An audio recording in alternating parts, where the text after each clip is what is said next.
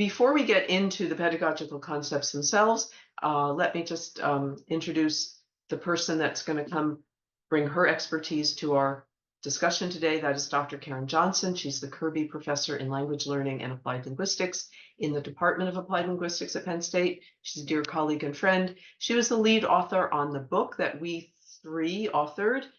Three is Karen, and then my other colleague, Dr. Sharon Childs, who's a teaching professor in applied linguistics and the director of the MA TESOL program. Unfortunately, Sharon is unable to join us today, but I do hope that she will join us in a subsequent version of this video, so I'm leaving her name on the PowerPoint. So Karen, let me start with a question about what is it about sociocultural theory that you think is very useful for language teachers? Well, I'd start by saying that sociocultural theory is, it's not a theory of learning. It's not a theory of language. It's not a sociolinguistics theory. It's a theory about how humans develop consciousness, their thinking, right? So we're all born with brains. We all have that biological function. But how does the mind develop? And sociocultural theory argues that the mind develops by living in and being part of culture or part of society or part of the lived environment. So if you're thinking about language teaching and you're thinking about someone who comes in who has a language and they want to learn a new language, what they have to do is to become an active, engaged member of that new community that they want to be part of. And to do that, they have to engage in activities that happen in that culture and in that language. And some ways that traditionally happens is you learn a bunch of vocabulary words and then you go and try use them at the post office. Or you learn a couple of phrases, and when you say goodbye to somebody, you use those phrases. But it's way more than that. It's much more of almost being a new person, almost being a new way of thinking, a new kind of consciousness that you have in your head. And So so, that's sort of the general idea of the theory.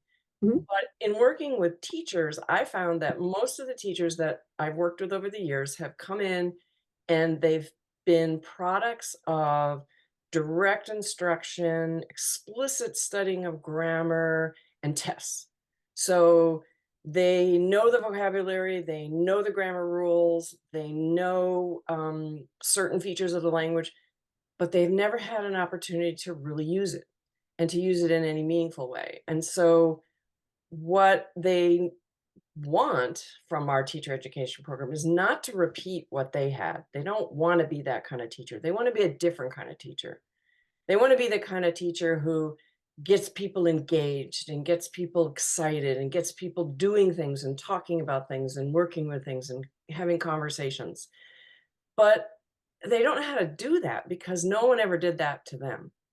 So they need tools. And Darren, I'm sure, is going to talk about psychological tools, but these are tools that we've created over the years in working with novice teachers to help them think differently about the way they arrange instruction, the way they interact with their students, the way they respond to their students, the stance that they have in the classroom, all of these, what we call pedagogical tools, or how to teach, not so much what to teach, but how to teach, Mhm. can help them think very differently about the kind of environment they can create in their classrooms for their students. And as a result, that new environment creates a different kind of language learning than what they experienced back in their home country where they studied grammar and had to take tests. And I think grammar definitely is often on our minds when we volunteer to do tutoring or volunteer to teach at a place like Mid-States. We think, well, I'm not sure I know enough grammar to teach English, or I better review grammar. And I guess what you're saying is really that teaching language is not only or even necessarily about teaching linguistic structures.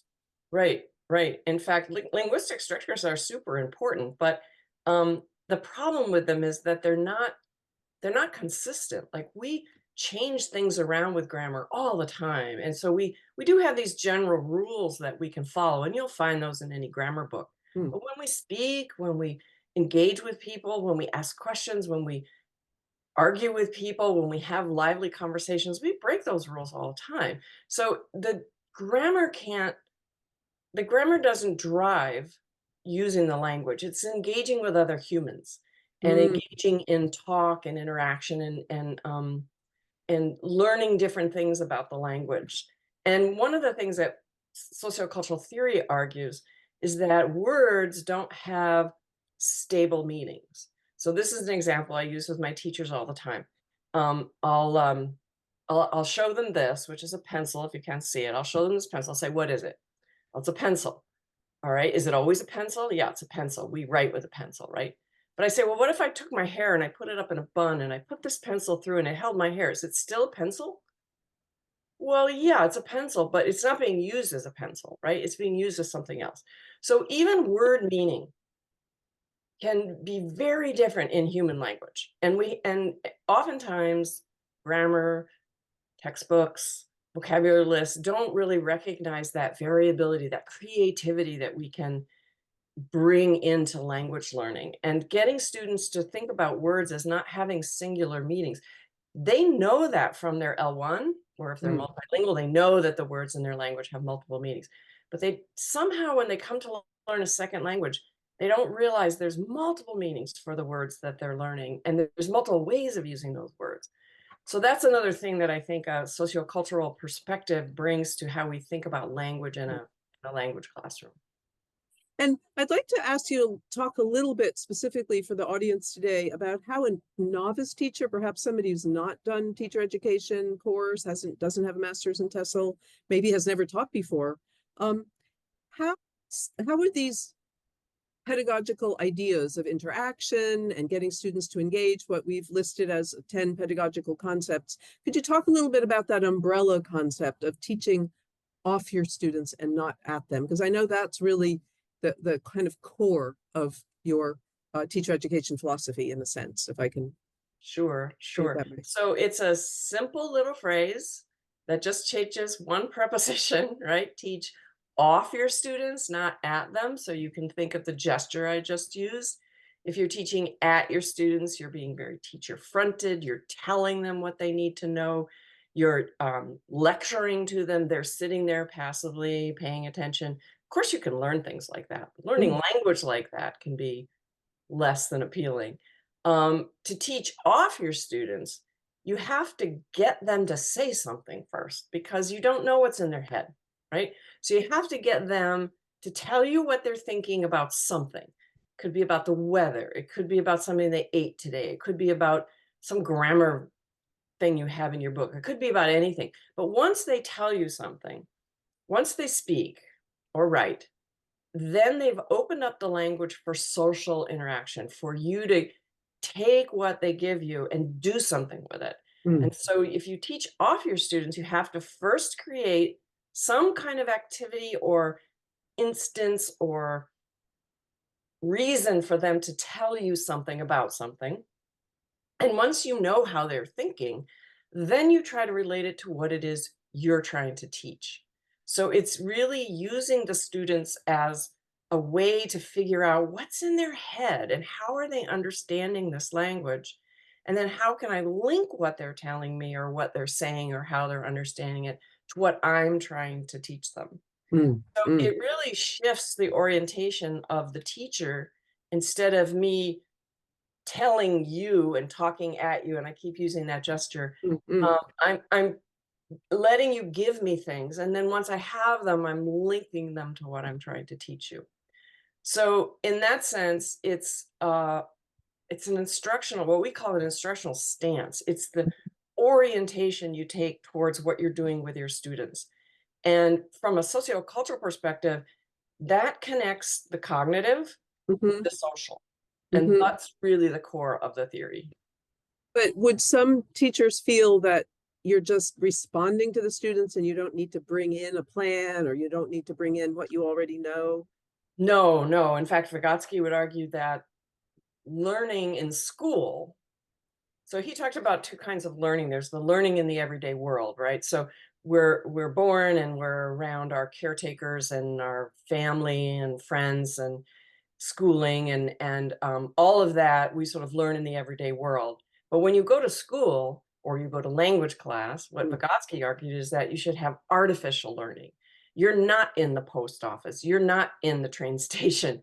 you're in this artificial environment where the teacher can create a situation that you have to kind of make sense of, work with, play with, be creative with. And then the teacher, having planned this ahead of time, can figure out, or what am I trying to accomplish with this particular activity? And how can I take what these students have told me about multiple times they've gone to the post office and it's been a disaster, that we can then come up with some creative language that we can use if these things happen to them again. So it actually, teaching from a social cultural perspective is what I would call very intentional. Mm, Intentional in that I have reasons for the things I'm asking you to do. I've set it up in a way because it's going to allow you to tell me what you're thinking and how you're making sense. It's going to give you latitude or room to make some choices and have some agency in terms of how you respond to what I'm doing. And then whatever you give me, I'm going to take that. I'm going to work with that. I'm going to use that. And we're going to create conversation together. But it's not free flow, do whatever you want. it's not Eclecticism. improvisational all the It's time. not that.